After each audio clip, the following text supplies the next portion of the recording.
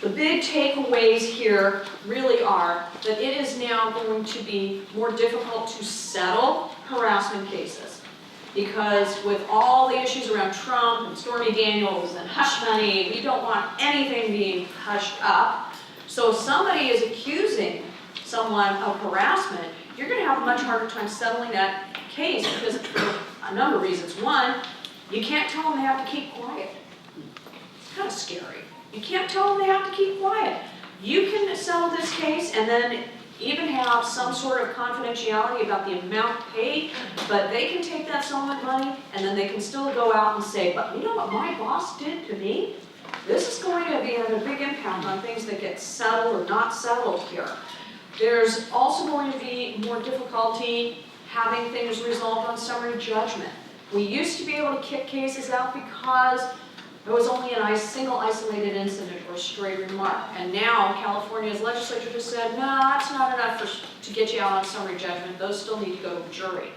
Very public there.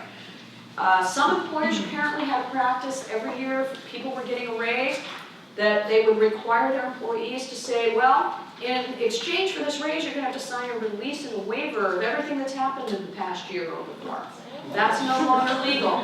I've never had anybody do it, but apparently it's a thing. Which is kind of, I personally wouldn't be going like, yeah, we got them on this. But apparently people were doing this.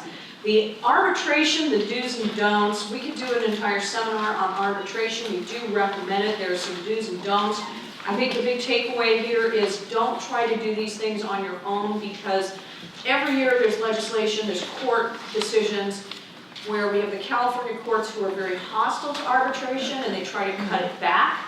Federal courts then come back and say that's wrong. The legislature tries to pass statutes that say you cannot do arbitration and then the federal courts go, sorry, the federal law preempts that. It's a big fight.